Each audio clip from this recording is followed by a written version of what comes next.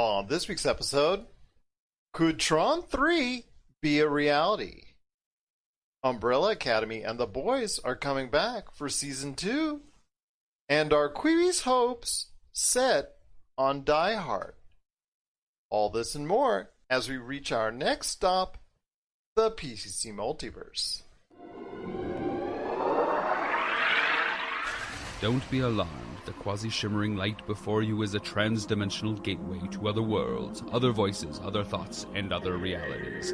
Up feels like down, and down feels like the number 7 on a Wednesday morning. Don't worry. That quivering, blood-boiling sensation under your eyebrows is all a part of the charm. Welcome to the PCC Multiverse. And we're back for another episode of the PCC Multiverse. This is Gerald Glasser from Pop Culture Cosmos, Game Source, Inside Sports Fantasy Football, and the Lakers Fast Break. We truly appreciate you listening out there to all of our great shows, and if you can, please give us that 5-star review on Apple Podcasts, or if you can subscribe on Spotify or any of the other podcast apps that you use out there. Plus, also, you can go ahead, if possible, catch all of our great shows, including all the many Lakers Fast Breaks we've done in the past month, and also Inside Sports Fantasy Football. We've done episodes there. And also a couple shows that my fellow host has in the works as well, because it's just a great thing when you go ahead and support us right here at the Pop Culture Cosmos. But it wouldn't be a PCC Multiverse without my good friend. He's our own Sam Flynn of Pop Culture Cosmos. You got to check out what he's doing today at popculturecosmos.com. His great podcast, which I just mentioned, the Super BS Gamescast and Topicocalypse. Please 5-star those shows as well. And also, of course, his great book, Congratulations, You Suck. And don't forget, on popculturecosmos.com, you can check out his latest review of Alan Wake, The American Nightmare, right up there for you. It is my good friend. It is Josh the Magnificent. What's up, man? What's up? Just, living, doing my thing, staying in the house, reading a lot of news about Netflix, by the way. Have you been seeing anything going on with them? Well, actually, to be honest with you, I'm listening to other podcasts. I know I'm cheating on us, but I am listening to other podcasts, including one that I'm checking out now on Spotify called Land of the Giants. I've just ran through their season 1, which they recorded last year, several part series on Amazon, and now currently for this season on season 2 for Netflix. And they're talking about the rise of Netflix, the issues that they've gone through, the battle against Blockbuster Video back in the day. So it's been some very interesting listening, but I wanted to hear your thoughts on what's going on with Netflix. Their stock shares are rising and falling as per usual, but they're starting to ramp up production again, and most recently, we've been hearing things about Stranger Things, Umbrella Academy, which we'll talk about later. But I was just reading a thing saying Cowboy Bebop has resumed production, which I remember John Cho, the guy who's playing Spike on there, he hurt his leg a while back. So they've been on hold for a really long time, but now I guess they've been given the green light to resume production. I guess they're going to do that in New Zealand. So that's exciting. Still don't know how I feel about John Cho in that role. I'm hoping for the best, because I think when I think of John Cho, I think like funny. I don't think cool, and Spike is cool, so I don't know. But I'm hoping for the best. But anyways, they're presuming production, and I imagine we'll be seeing Cowboy Bebop here before, hopefully before February or March. Don't sell him short. Great actor, done a lot of good things out there. Obviously from the Star Trek universe. I know him a lot. I think he'll do just fine. I think if you underestimate John Cho as an actor, I think you're selling him short. So it's just me, just my opinion. I know. I hope so. I really hope so. But it's just, I think about Harold and Kumar, and I think that's kind of the same way I look at like Steven Stifler. Sean William Scott. I can't see him playing anything else besides Stifler. So I think that's the issue. So I'm hoping that I'm pleasantly surprised by this, but who knows? I still think that you ever see the live action Rurouni Kenshin adaptations that have come out? Yes. I still think that those are like the best live action anime interpretations I've ever seen. So will it top it? Who knows? But we'll see. Who knows? But Netflix is always something going on, and it's just interesting. Like I said, I'm listening to Land of the Giants from Vox Media right now as far as one of the podcasts I'm listening to, outside of ours, of course. And it was interesting because you and I, my friend, could have had Netflix stock for just $1. Imagine that. I know. I've just started like investing in stocks now. You know, I'm invested. If you go on the Cash App or you use Robinhood, you know, we're not being sponsored by them, but you can invest like $1 or $2 into things and just see what happens. But a lot of the vaccine companies, because they're getting the government bailouts right now, their stocks are you know, slowly climbing or quickly climbing, depending on which one you look into. But yeah, man, wish we would have got on that Netflix train, because I have the feeling that once their new shows start coming back on, they're going to be on the rise for sure. Absolutely, my friend. Netflix and chill. Netflix and chill. But I tell you what, there's a lot of great stuff that we're talking about besides Netflix, or including Netflix, because we will be talking about Umbrella Academy and The Boys coming up here. Each of them just recently had, in fact, on the same day, had some teasers come out for season 2. We'll talk about which people are interested in more. And of these shows, we're also going to talk about that and Doom Patrol, since all these three, I'm going to say quasi superhero shows, let's say it, you know, they're kind of off the beaten path for superhero shows. We're going to talk about all these shows, you know, like we did last year. They all got off to great starts, but which ones going forward could have at least a better showing going forward on their streaming outlets? Plus, we're going to be talking about some canceled Valve projects, which came to fruition with the development of Half-Life Alyx, which came out recently on VR. So we'll talk about that, including some very disappointing ones for gaming fans out there.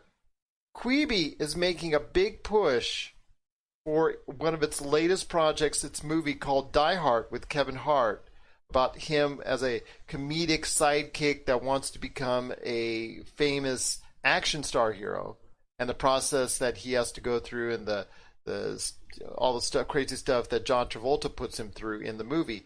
We're going to talk about Die Hard, like H-A-R-T. Yes, like Kevin Hart. That's clever. That's really clever. Yes. So we'll talk about that coming up here in a little bit. We're also going to talk about the coronavirus having a speed-up effect on a lot of well-known businesses, including one that's near and dear to our hearts. Well, we'll just say it right now, Sears. So we're going to talk about that coming up here in a bit and the memories that we have of it. And then later on the back end of the program, we're going to be talking about Ready Player 2 and our excitement for that book, as it was announced that it's coming.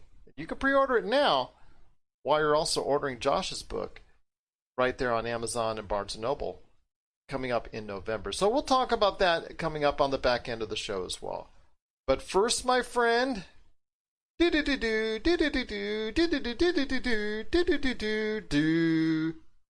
totally the worst Tron music ever, but at least my rendition of it anyways. But Tron 3, according to what I was reading on Newsweek, it had an article that Tron 3, recently on a podcast, it leaked out that Tron 3 could be back revived once again as an entity. And well, as you and I would expect, we thought it was going to be a movie, and we weren't sure before because we heard that it was in limbo because Tron Legacy didn't quite make the money that it needed to make in order to justify another movie in the chain. Made about $400 million worldwide.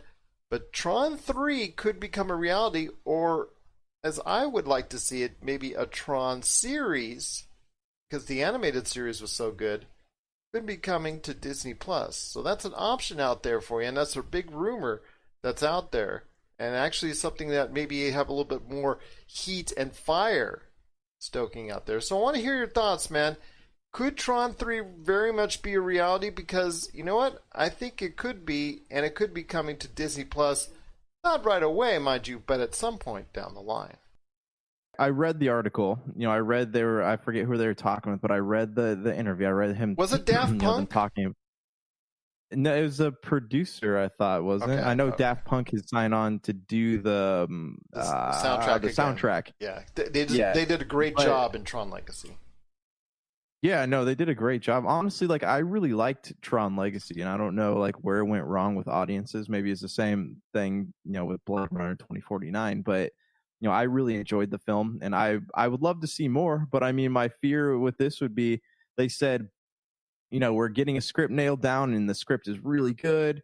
But we are, originally we had something that was not good for theaters. And it makes me wonder that, like, if it's not good for theaters and you're going to put something out now on Disney Plus, Tron is something that needs a big budget. Like you saw just because of the world that Tron takes place in, you've seen, we've seen what that looks like, and it needs a big budget. And if you're doing doing Tron on a smaller scale, I would hope that they would at least pick up the story of, where Garrett Hedlund and Olivia Wilde's characters left off, because it was, what's his name was trying to open the grid, right, and get everyone out into the real world. Like what?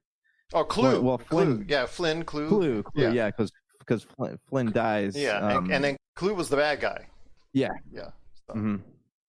So, I mean, I would hope that they carry on their story instead of just giving us, what Disney is famous for with their, non-theater sequels, is that it takes place in the same universe, use the story on, but it's just a really, really low quality. So I'm hopeful that, should this go to Disney Plus, it'll be something of note. It won't be like a Lady and the Tramp or something like that. It won't be like in Atlantis 2. It'll truly be a great film. And that's what scares me, is that like I'm very fond of the Tron movies, and if this doesn't hit the mark for me, it's going to ruin the other two films. I don't know if it's going to ruin the other two films.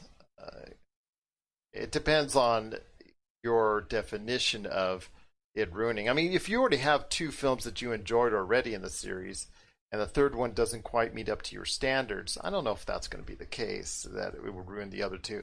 I still will enjoy the first two. I know my daughters, we actually sat down about a month or two ago and actually watched the first two. One kind of liked it, the other one didn't, so I don't know how it will relate to a new generation. That kind of concerns me. I think it's always something that would be very cool and very inviting, very futuristic, very sci-fi, so I'm hoping that Tron 3 will still be able to connect. I know Tron roller coaster was being built at Disney World when I was there in December. So I know that there is still future for the Tron IP. I hope that it would actually migrate into a series on Disney Plus, because I would love to see something continuous in the Tron world, because you have so many ways now that you can attack, pardon the pun, this type of scenario when you're talking about computers, because anything now within the world of computers, whether it's hacking, whether it's a virus, whether it's any which way now that you could go ahead and have any type of computerized scenario, it now could really lay into the story like ever before. I mean, even more than 2010 with Tron Legacy, and well more than when the original. I mean, there's so many more issues now within the world of computers that are both good and bad, that you could go ahead and inflect into a storyline. That's why I just don't think a Tron 3 movie would be enough. I would love to see a Tron series instead. Again, I mean, it depends on how it does it. To me, I think if it weren't high quality, it would ruin it for me, just because I'm a continuity freak. And if they continued the story and did it in a series and it was good and it was like maybe the quality of The Mandalorian, then yeah, I could get behind something like that. I would love to see, go for an extended stay in that universe. But again, I just want it to be good. I want it to be continuing what's already been done. Well, we'll see what happens as either a Tron 3 or a Tron, hopefully for myself, a Tron series could be in the works. Most likely we'll be heading to Disney Plus. I have a feeling if it's a movie that they might by that time, well, let's say even if they start working on it now or are working on it now, it wouldn't come out till 2022 at the earliest. So it might actually have a theatrical run if that's the case. But if it does migrate itself into a series and Disney Plus wants more content specifically for a Disney Plus series, Or both. Who knows? There could be the best of both worlds. It all depends on Disney's faith in the Tron IP, which, as you and I have seen, they haven't really had much of, because how long did it take for the sequel to Tron? You know what I'm saying? So before we go ahead and jump for joy on this, we'll see how much Disney wants to back up the Tron IP, as hopefully a Tron 3 or a Tron series could be on the way from Disney. What still worries me about that, though, is the fact that he said, we had a Tron 3 but it wasn't viable for theaters, and that worries me. That concerns me a little bit. And that was like what, halfway in the through the decade before Disney Plus was a reality at that point in time. Right. So it just makes me wonder, that's why I fear this is going to be something of lesser quality. I hope not, my friend, because you and I both know that a lesser quality Tron would not make a good Tron indeed. What are your thoughts out there on Tron possibly being revived as a movie or, as I'm hoping, a television series? Either way works for me.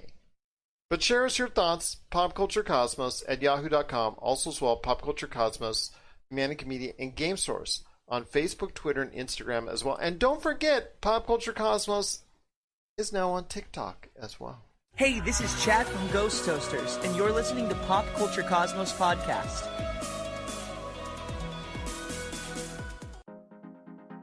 For the latest news and information, analysis and opinions on the Los Angeles Lakers and the NBA, check out the Lakers Fast Break podcast today on wherever you get your podcasts.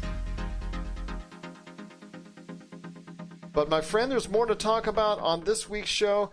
Umbrella Academy and The Boys, both on the same day, released season 2 teasers, trailers, whatever you want to say now, because to me it's all the same thing. But they both released trailers out there into the wild this week on the same day. And it was kind of interesting that Umbrella Academy for season 2 got some nice interest and things of that nature.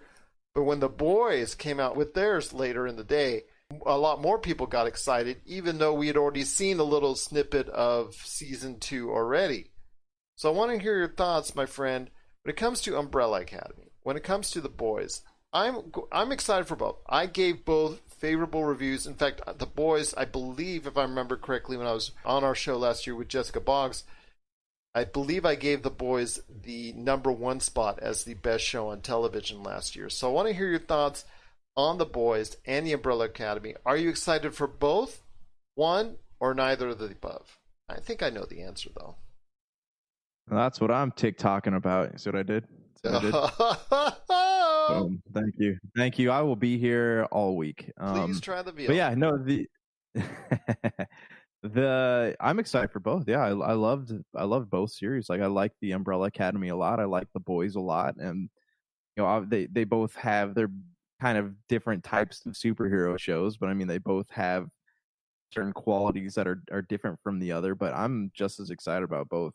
I love Umbrella Academy. I'm really curious about, because obviously they're going back in time this time. They brought, what was that quote in the trailer? You brought the end of the world with you.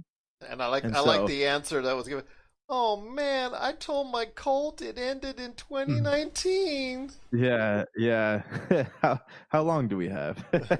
Till Monday. Oh no. Till Monday. Yeah. Well, and I like how they brought back what's the weird agent guy who was feeling conflicted about everything. Yeah. But also they have the 2 agents as well, the bad guys seemingly that are after them, that are dressed as milkmen and vacuum salesmen. So yeah, well, they have the one guy too that has the fishbowl. Yes, on his head, absolutely, the little fish.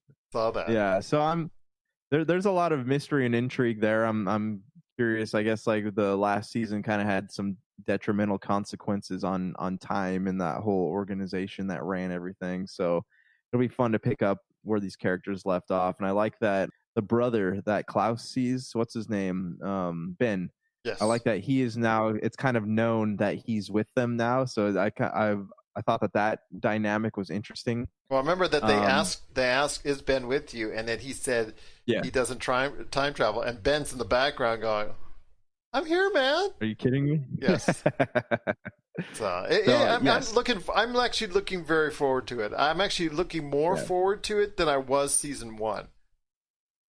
Yeah, season 1 was like it had its episodes that were really good, but there were a couple episodes that were kind of a drag. I don't like if this might make me sound like snobby, but like I don't like going back in time in a series. Like if it's a brief flashback of things that happened, that's fine. But they had several episodes with at least 20 minutes of flashbacks in them, and I think that kind of made it a little difficult to watch. But now that that's all over with, like I do really love the characters in the world, so I'm hoping just to kind of move forward. I'm hoping that as well. I see the Umbrella Academy. Now, get this. I don't know if you agree with me or not, but we've got The Boys, which we'll talk about here in a sec. And then we've got Doom Patrol, which just finished its season 2. Very good show, a very good series, a very good season. They've done a great job with it. I see Umbrella Academy as a hybrid of the two. I see them as like trying to be as sometimes like The Boys, and I see them trying to be sometimes as goofy as Doom Patrol. So I don't know sometimes that they always find the right mix, but when it does, it works, and it really works well. So I'm hoping for some good things when it comes to Umbrella Academy. I didn't think the series was bad. I thought it was actually pretty good. I just didn't think it was at the level of Doom Patrol and The Boys consistently, because I thought those two series for me were among the very best last year. And then when it comes to The Boys, I think we're all excited, my friend. All excited about what's coming up with The Boys. I mean, because it just looks like there's going to be a Stormfront being added into the mix, and now The Boys really plastered out there as far as being the world's most wanted. It looks like it's going to get even more intriguing in season 2. Yeah, and I love just like how aware of itself that show has become. Even just looking in the trailers, like these people like really just they were on the path in the first season to becoming these violent heroes or like these tyrants, and now you just see in the trailer they've just full on fallen into those roles. It's going to be interesting to see how Homelander, what's going to happen with him. How is he going to? Because if I remember correctly, Homelander let Carl Urban's character live. So I'm just curious, like how, obviously they're going to probably reference that in the new season. So how's that going to play out? And Homelander, remember, had a child with Carl Urban's wife, and the child doesn't get the juice. The kid actually has superpowers, and I think was the first kid to actually be born a superhero. So that makes it even crazier. And yeah, all the stuff that's going on and intermixed there, it's really very interesting to see. But yeah, The Boys it's crazy out there as well, but in a different way, and so over the top as far as the violence and the gore and all that. But it does so in a way that it's trying to tell a story and trying to make a statement on certain things that you have to pick up. But yeah, it's very good, and I'm excited for that series and that season as well. I just want to know what happened to the Deep. He was having a really bad day at the end of that yes. series. So yeah, the Deep was having some struggles, and going into his inner demons, and they sent him. Was it to the Pacific Northwest? I think. Yeah, and then he tried to. That was because he stole a dolphin or something, right? Yes. And the dolphin ended up. Yeah, that was hilarious. Funny, but yes, tragic scene for him. Yes, and it went through the windshield and all that. Yeah, and then I know he shaved his head and all that. Yeah, it's just there's so many intriguing things we got to see coming up in The Boys and also Umbrella Academy, and we're looking forward to both of them.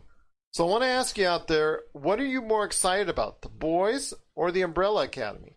The Boys is coming out in September to Amazon, and when it comes out, we'll go ahead and share our thoughts on that. But Umbrella Academy is coming at the end of this month, here in July. So I want to share, I want to hear your thoughts out there. Which are you looking more forward to? And also, as well, do you compare both of them to the Doom? Do you compare both of them to Doom Patrol? And which of these three, I guess, pseudo or semi superhero stories, where they're superhero stories, but they're kind of they're kind of difficult to explain because they're not the traditional superhero stories in and of themselves. But which of these non-traditional superhero series are you most looking forward to watching? And if you've watched Doom Patrol already, what were your thoughts on that? Because we'd love to hear your thoughts. popculturecosmos@yahoo.com. Remember, we're on every social media outlet, including Instagram, Facebook, Twitter, and you know what? We're on TikTok as well. My friend, I want to talk to you about, before we hit the half-hour mark, the canceled projects from Valve. There was an article all over the place. There was a recent special, multimedia special, according to IGN, from your friend and mine, Jeff Keighley. I'm talking about the final hours of Half-Life Alyx, the very well-received VR game that's out there, Half-Life Alyx. So I want to give them props on making a game. Half-Life Alyx has garnered some great reviews. A lot of people are very interested in it. It could be a game that just extends the life of the VR platform, which you and I have both gone over as far as being somewhat disappointing, because not too long ago we were talking about it like it was going to be the second coming, and it unfortunately did not, so as of yet, come to pass. That and the Iron Man VR, that's also something a lot of people look forward to, and the Darth Vader one as well. So I want to hear your thoughts, my friend. During that special by Jeff Keighley, they mentioned several canceled projects by Valve, including Half-Life 3 and Left 4 Dead 3. And Half-Life 3, I know, is a sore subject with a lot of gamers out there that really cannot fathom the fact that there's no Half-Life 3 out there. And I also want to ask Left 4 Dead 3, which has a special place in my heart as one of the most fun games I've ever played. I'm truly disappointed that they have not extended that series yet. So I want to hear your thoughts, my friend. Half-Life 3 and Left 4 Dead 3 were on the table, were in development, and then canceled. I don't know if they're going to be revived or not by Valve. I want to hear your thoughts on that, and is it something that they should go back to, and are you truly disappointed that they got canceled in the first place? When I think about Half-Life 3, like I honestly, I think never say never, because that is something the fans wanted. It is something that I know Valve could pull off if they wanted to. There's nothing keeping them from doing it, and it's just, even with all the controversy going on at Valve with their people, like it is something doable. They own the property. It's not like, trying to get an Alan Wake 2 where Remedy is no longer part of Microsoft and Microsoft owns the rights to the IP. It's not a scenario like that. They could easily go back and do it, and it's something fans want. So I never say never. Look, they said we never revisit that world, and we get the Half-Life Alyx VR. So I don't think that we're never going to see it, but I think that it still will be a long time, and by the time they do finally revisit it, is anyone really going to care anymore?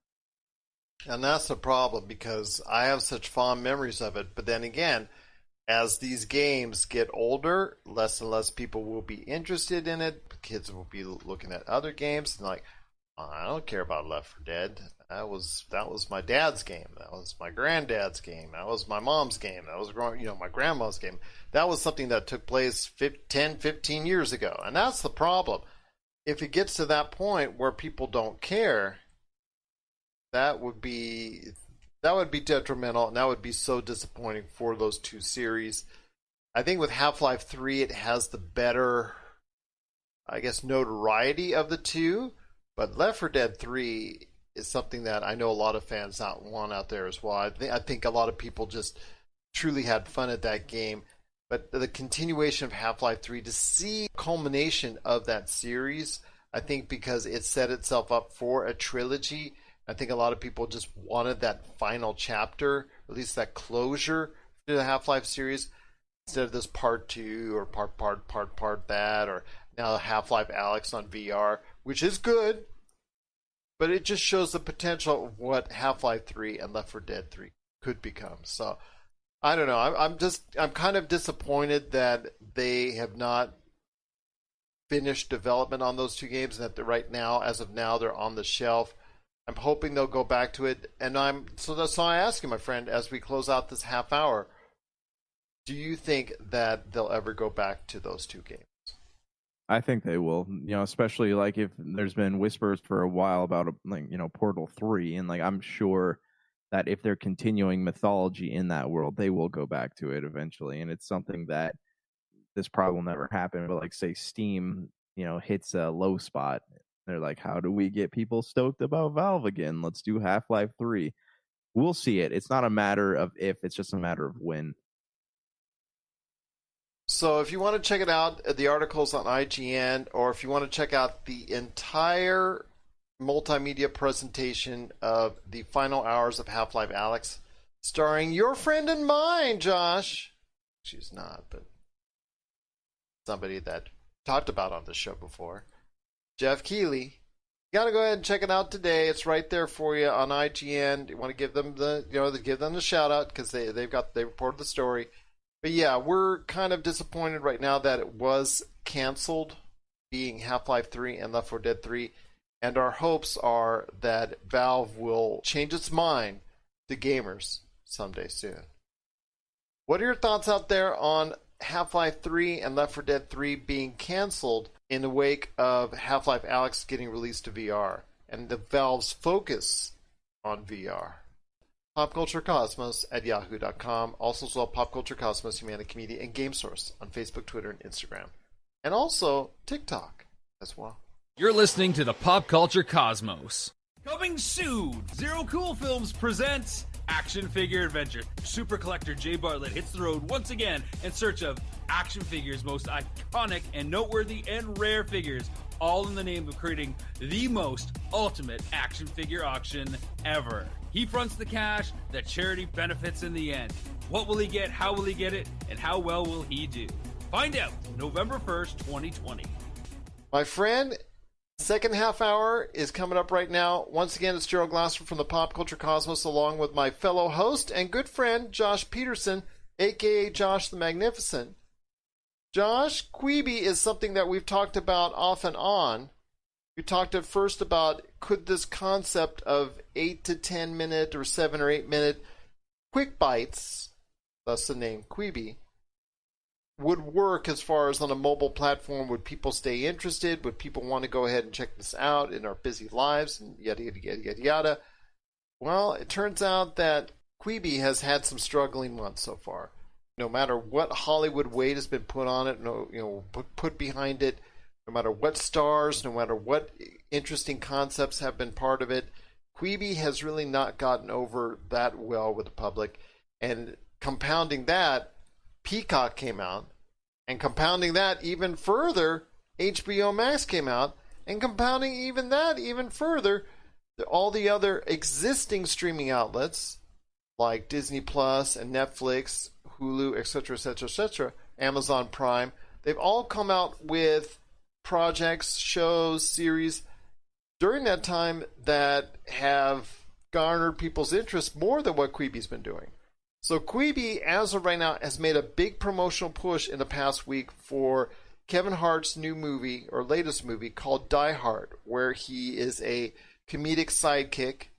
Well, that's basically like real life, that wants to go ahead and be an action hero, the leading man type deal. So he goes to a school headed up by John Travolta and somehow gets into a real life scenario, or at least a movie life scenario from that in order to become a hero. So I want to hear your thoughts. I haven't seen any reviews for it yet or anything like that. I mean, the trailer's kind of cool, but it's Kevin Hart doing his thing, as you would expect as far as the training goes and all that, and not going as well as he would like, which is supposed to be funny and things of that nature. It's about as Kevin Hartish as Kevin Hart can be. So I want to hear your thoughts on this project, because Kevin Hart is a really great comedian. He's super funny. Love his stand-up. Done a great job over many years. Loved him, ever since, as far as loved his work ever since I first saw him in The 40-Year-Old Virgin. So I want to hear your thoughts, my friend, on Die Hard, if this could be something that could save Quibi, because his career is going to go on, and go on very well. He's going to be starring in more films. He's got a lot more films to do. His career is going to be just fine. Is this going to be the kind of kickstart that Quibi needs to go ahead and become viable right now? No. No, not at all. Honestly, like, it's Quibi is they're done. They're sinking. with the whole Kevin Hart thing, Kevin Hart's funny. He's a great dude. Yet, like you said, his career will go on, but I don't think that something starring Kevin Hart is going to be what rights that ship. Now, if it's The Rock, somebody big, maybe, but I mean, I don't think that Kevin Hart has the star power to save an entire failed streaming platform. And I hope that doesn't sound mean because I really like him, but I don't think he has that power. It's funny because in the trailer he is mentioned Dwayne "The Rock" Johnson, and that's part of the semi-fictional stature that this movie has, because it talks about a movie that the fictional character of Kevin Hart does a movie with Dwayne "The Rock" Johnson, and he's talking to two talk show hosts about this, and they laugh at him because he wants to become an action hero because he makes that suggestion, and thus the point of what they do in the movie. Quibi is just something on a platform that, it seemed like a great idea at the time. When they announced it at CES, as far as the press conference that was there, and their hopes were high about targeting it to you, my friend, because that was the idea. Targeting it to today's millennials, because we want to target everything to today's millennials, want to target everything to a younger audience, because that's who's going to really buy the product. And that's who they were looking for in their busy lives, to go ahead as millennials still be able to check out footage, because you don't have enough time for Netflix or Disney Plus or anything of that nature. You don't have enough time for that. But you do have 8 to 9 minutes for Quibi each and every day. Unfortunately, they didn't account for the fact that people do, in a coronavirus pandemic, have time. But I think even if the coronavirus hadn't happened, they still would not be exactly thriving at this point in time, because I think they underestimate the desire people have to watch complete programs, complete movies, and take the time to go ahead and do that, whether it's on Netflix, watching the latest shows there, or Disney Plus. You see all the tremendous amount of enthusiasm and energy people have watching Hamilton and going out of the way to see Hamilton. And you see the numbers skyrocketing on the apps. You hear those stories about, I think, Disney rising up 75% on their downloads of their app and all that. So you hear all those numbers, and HBO Max talking about what they're doing, all the great stuff that they've got out recently. So you hear all that. I think they just underestimated, Quibi did, on the power of consistent programming that's out, and the people's willingness to go ahead and take the time to watch it. Think about this. I don't know if we've talked about this before, but like my phone, right? I can sit here, Quibi, that the point of Quibi is so that I will watch something on my phone when I have a few minutes, right? Yeah.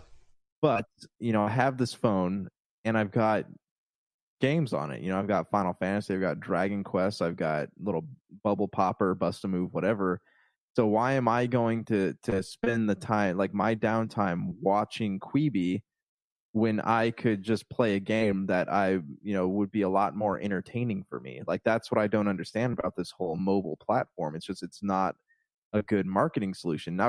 Now, if they were to say, hey, we have these shows and we're going to make them full length, and it's not just something you can enjoy on your phone, but also in your living room, then maybe that would be something more viable, something that I would be into. But I mean, I'm not the kind of person that watches things on my phone unless I am sitting in a car for longer than 2 hours. And I don't know if I'm the only person who is like that, but it's just, if I'm sitting at work or at lunch, I'm not going to turn a show on for a few minutes. I'm probably going to play a game or check my emails or go on social media. I agree with you on that. I think they underestimated the marketplace. I think they underestimated exactly how people perceive Quibi and what they wanted Quibi to do. They had a lot of big name talent. That's not in question. They had a lot of big name people behind it that wanted to work on it. There's a lot of people up in the exec's office for Quibi that are big names in the Hollywood industry. But the thing is, they still just didn't understand the average movie viewer, the average television viewer, and what they want to do and what kind of content they want.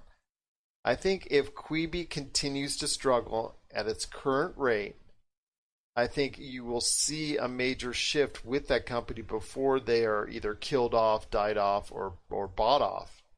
And that is that they will go to a standard format where you will be able, Josh, to go ahead and download the Quibi app and watch a full movie from them or a full series from them.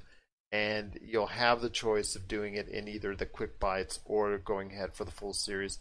I think that's their ultimate change that they will have to make before we can truly decide whether or not they're going to die or not. But if that's the case, that's not going to be a good sign for them. That's probably going to be a sign that, hey, their days are definitely numbered if they go ahead and resort to that. But I think they're going to have to resort to that at this pace, because Kevin Hart aside, and his talents and the enthusiasm some may have for Die Hard, I still think that's not going to be enough long term, because Quibi it's fighting an uphill battle, and I'm not sure if it's going to be able to go ahead and get all the way uphill unless they make some major changes.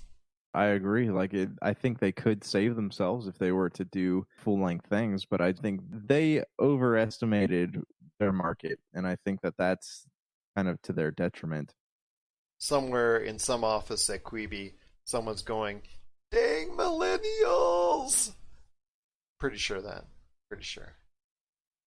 What are your thoughts out there on Quibi and the latest offering that they have with Kevin Hart called Die Hard? Are you interested in picking up Quibi just to check it out?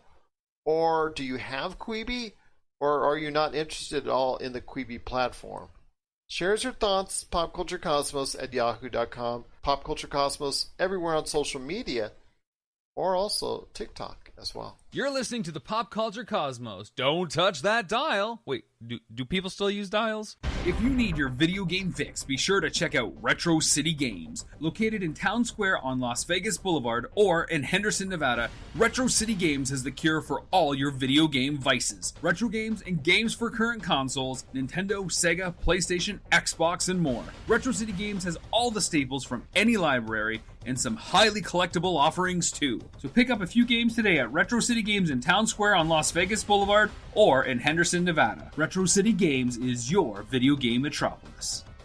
My friend, talking about now something of a little bit of a personal nature. I mean, you saw it on my Facebook that recently was announced in an area that I lived many, many years in the Southern California area, that Sears is closing at the Del Amo Mall. And this was something that was very near and dear to me.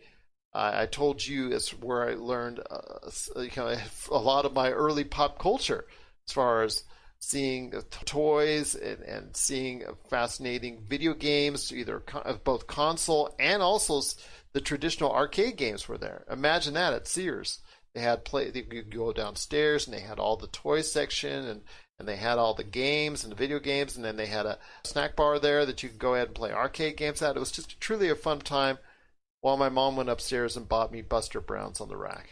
We won't talk about that from there, but that was some styling and profiling back in the day for grade school. Again, we won't talk about that. But I will say this, that it just is a bigger sign of the times, and you and I have touched on this from time to time with Toys R Us and other companies, retailers that have gone by the wayside that we were very familiar with and we have an affinity for. I want to hear your thoughts on how the coronavirus pandemic is speeding up the inevitable. I mean, Sears was hanging on by a thread anyways. JCPenney, several others, they're hanging on by a thread, and I think COVID is going to knock off a lot of these retailers sooner rather than later. Well, if you think about it, it kind of makes sense that it would happen, because if Amazon weren't in play, I think that they'd be a lot better off, right? Their people be going to them online instead of Amazon, where you can just buy everything. And we're at this time right now where like malls are well, not the one out here, but a lot of malls are closed, they're shut down. You can't go into them, or they limit capacity. For these stores that are already on their way out, like that's bad for them. That's bad. They're not having the opportunity to sell as much as they did. And the mall out here, that's like there's a lot of stores who are closing. Like they're having a lot of closing sales going on right now. And yeah, I imagine that COVID was the nail in the coffin for them. And it's sad to see it go. We're with the death of department stores, I think it's possible that we're going to start seeing the death of shopping malls, because a lot of people go to shopping malls to go into these department stores, and then they go into the mall to kind of walk around a little bit. But how long till it starts hitting? JCPenney's is closing down. A lot of their locations closed. Sears is closing down. Dillard's are, I think I don't know how they're doing right now, but I mean, a lot of the big department stores where people would buy clothes, like people just aren't going in there anymore. And I think that's killing them. It's not just because of COVID, but also because, there are other places that are, people like to shop these days. But, on the topic of Sears, I got my Sega Genesis from Sears. So I remember always going in there when I was a kid, and they had, downstairs, they'd have the big game counter. You can go and look at all the games up behind the person working there. There's the Sega Saturn stuff, Sega CD, they had Nintendo, they had everything there. And I just remember when my parents would go into Sears, like my dad had to buy pants or my mom had to buy like a new dress or something, I would just sit there and stare for as long as they let me at these games, like wondering like, how can I take some of these home? And that was back when we were talking about in the last episode how games were not at a consistent price back then, right? You had some that were like 20, some were 40, and then you had some that jumped up to like $80. So it's I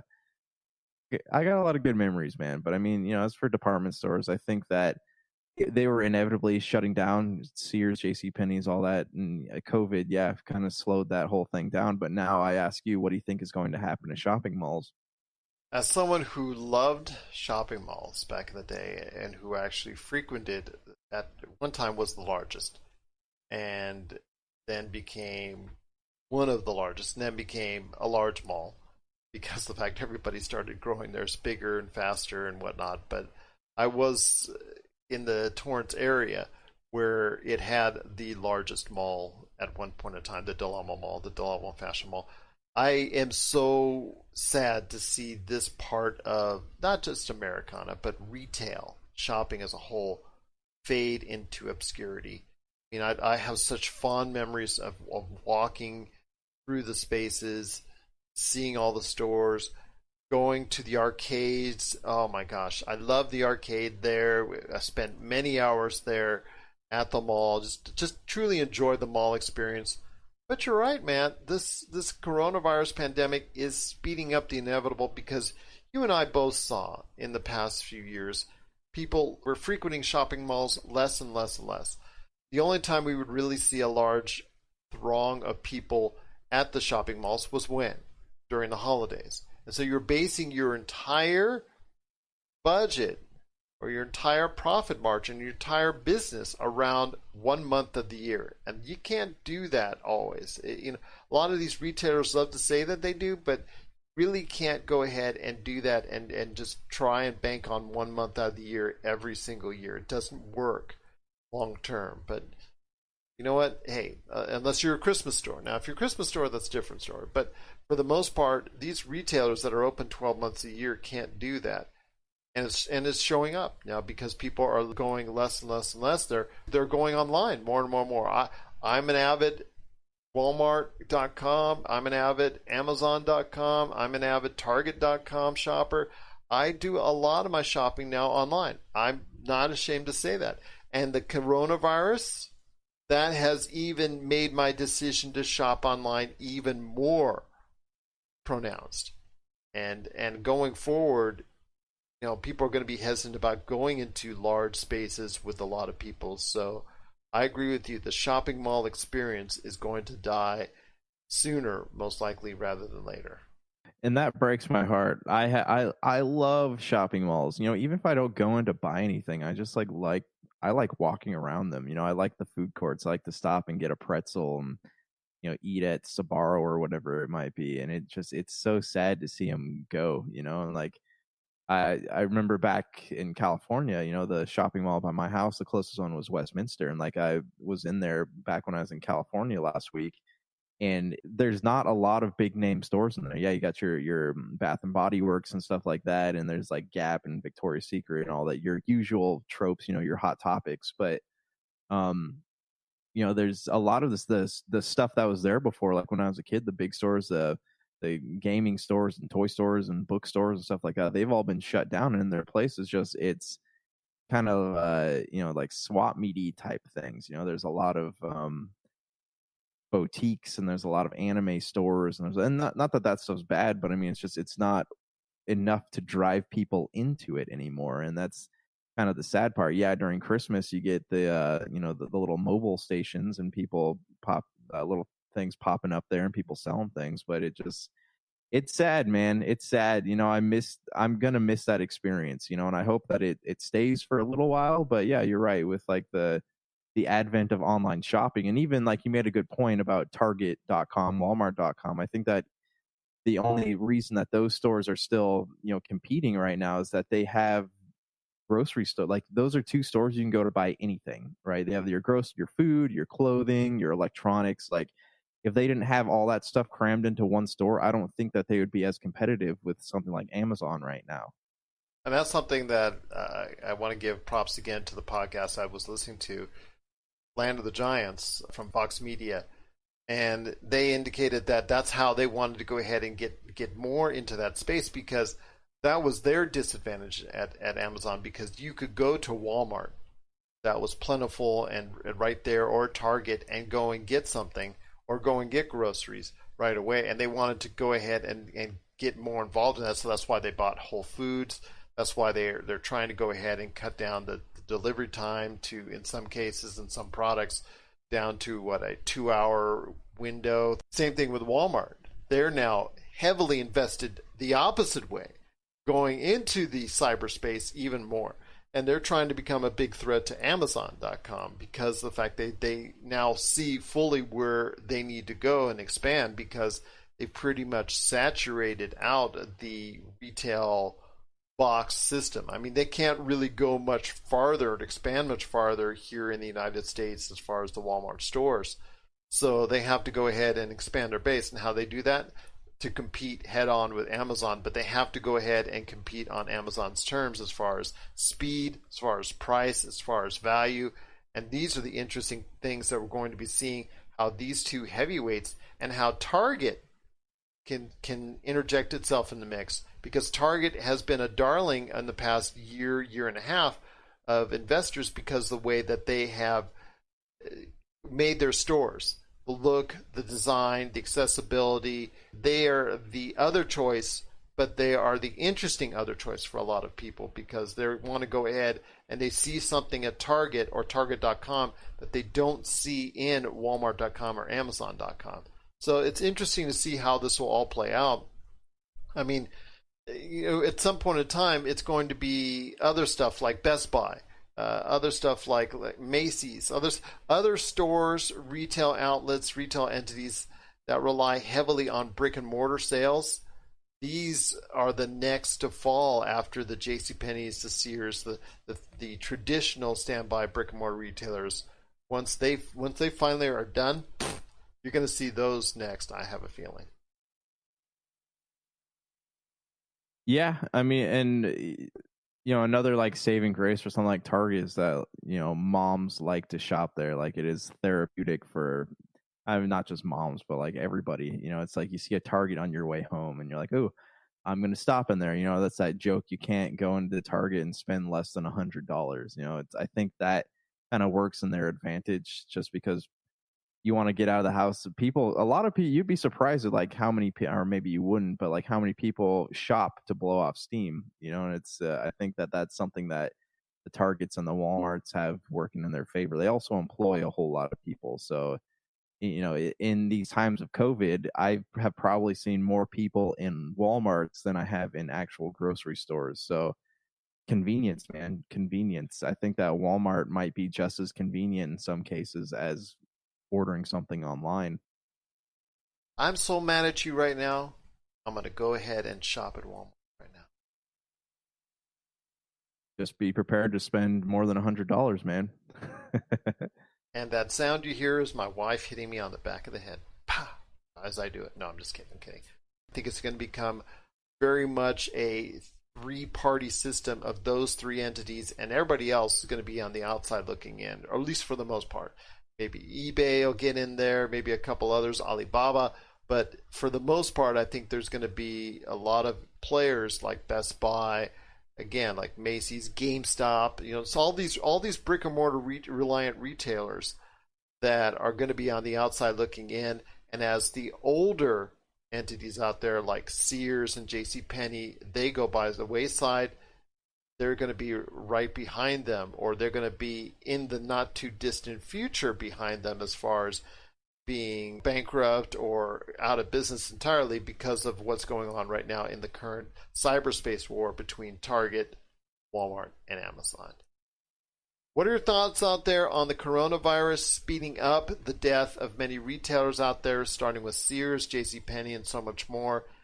Share us your thoughts, popculturecosmos@yahoo.com. Well, my friend, it's been a great episode, but before we head on out, something that you and I have talked about over the course of the past couple of years, off and on, came out to be a big hit movie, but a book. A book not named Congratulations, You Suck, unfortunately, but a book called Ready Player One, which was a huge hit at the earlier part of last decade.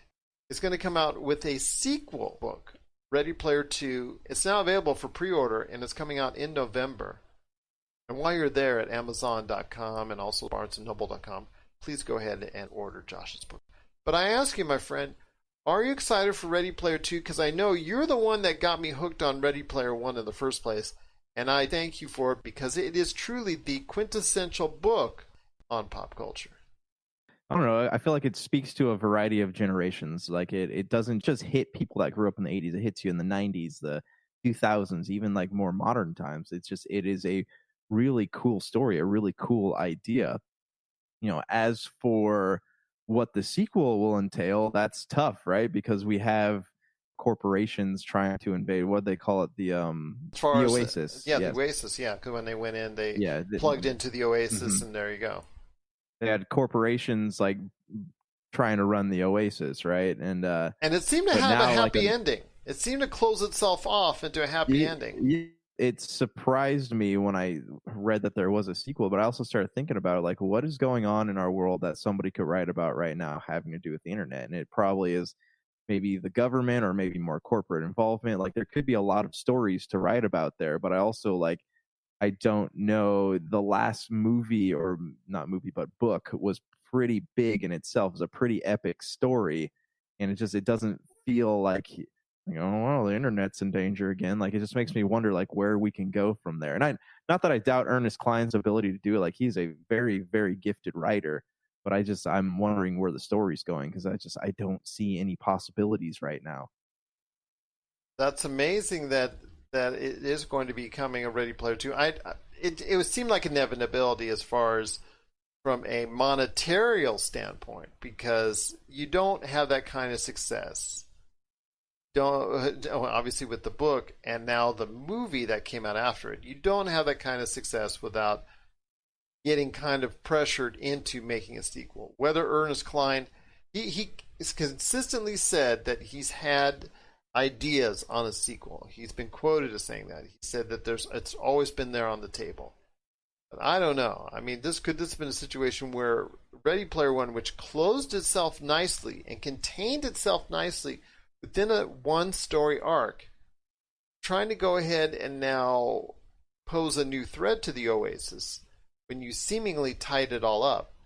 I'm wondering if it's going to go ahead and be something that fans are going to gravitate towards. At least initially they will be, because I'll be very excited for it.